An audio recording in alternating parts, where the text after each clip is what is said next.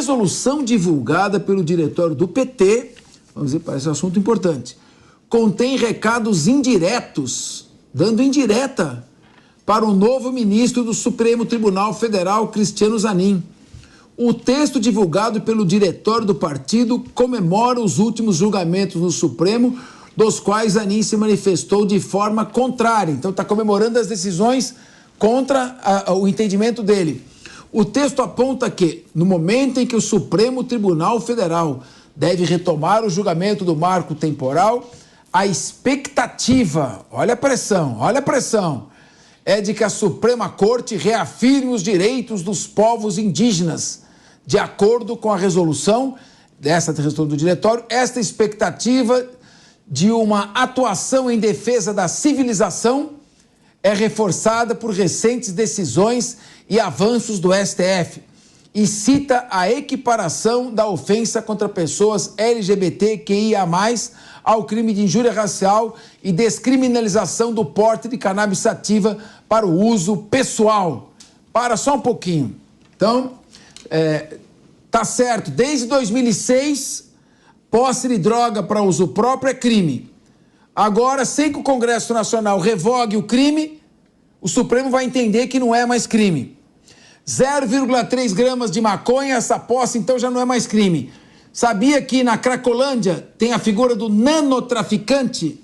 É aquele que pega esse tipo de quantidade, vai até aqui em São Paulo, na favela do Moinho, e vende essa droga.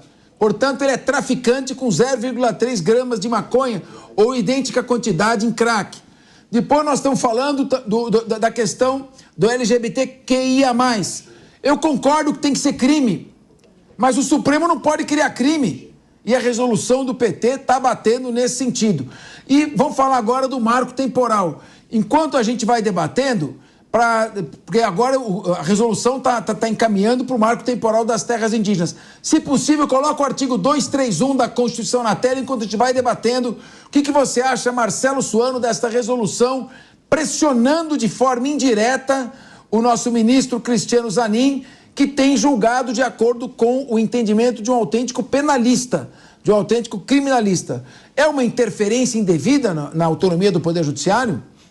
Uma interferência indevida parece que tem sido a expressão adequada para qualquer coisa no Brasil hoje. Porque nós vivemos uma insegurança geral, insegurança política, insegurança econômica, insegurança de segurança e insegurança jurídica. Mas quando a gente observa o conteúdo geral do que a Gleisi Hoffmann fez, primeiro, é função dela, do Partido dos Trabalhadores, fazer isso. Ela não está errada em fazer isso.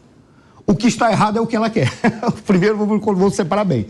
Ela não está errada em fazer essas exigências. O que está errado é aquilo que ela está solicitando. São as exigências. São as exigências. Não ela ter feito exigências. Não, claro, porque o partido, ele tem a função. Ela, como presidente do partido, ela tem que, em princípio, dizer as diretrizes são essas. Aí nós encontramos alguns pontos. Dentre eles, a crítica indireta que ela fez em relação ao Zanin. Veja, o Zanin é um homem elegante. Ele é um homem tecnicamente muito bem formado, mas não poderia ter sido indicado para o STF. Por quê? Pelo princípio da impessoalidade. Isso aí não poderia. Mas no Brasil, isso é irrelevante. Aí, sem falar de notório saber jurídico. Notável saber jurídico. Bom, ele tem o notável saber jurídico, é possível que ele tenha notório saber jurídico na OAB, mas não se sabe se ele tinha notável saber jurídico para a sociedade como um todo. Mas o detalhe é que quando você observa, aí ele está adotando determinados procedimentos, porque tem um dado que é como você mudar de natureza. Quando você chega no Supremo Tribunal Federal, você já não é mais um cidadão comum, você não é mais nenhuma liderança comum, você é um nobre que tem um cargo vitalício, e ali você é intocável, em especial depois que Sua Excelência Dias Toffoli, ele falou muito claro que o Supremo Tribunal Federal está exercendo o papel do quarto poder, e o quarto poder não responde para ninguém. Se não responde para ninguém, eles podem fazer o que eles querem, eles respondem para si próprios. É essa grande confusão que é um erro do nosso sistema político. Aí ela pega... Olha, esse cara sentiu que ele está empoderado, ele disse, a partir de agora eu vou seguir determinadas diretrizes que dizem respeito a mim. Não vai demorar que o PT, ou partidos associados ao PT, vão dizer para ele que ele faz isso porque ele não é de um determinado espectro racial, porque ele não é de um determinado espectro social, por isso já se imaginava que ele adotasse determinado comportamento. Vão utilizar de segregação e preconceito contra ele. O que eu espero do Zanin já que ele está adotando procedimentos que não dizem respeito a exigências ideológicas, que ele continue com esse ponto. Mas o que a Gleisi Hoffmann quer é algo mais. Ela quer exatamente uma figura que seja o interlocutor do Lula para botar as pautas do Lula. Por quê? Porque Sua Excelência, o ministro Alexandre de Moraes, ele não é a pauta do Lula. O Alexandre de Moraes é a pauta que ele determina, o que ele interpreta que é dele.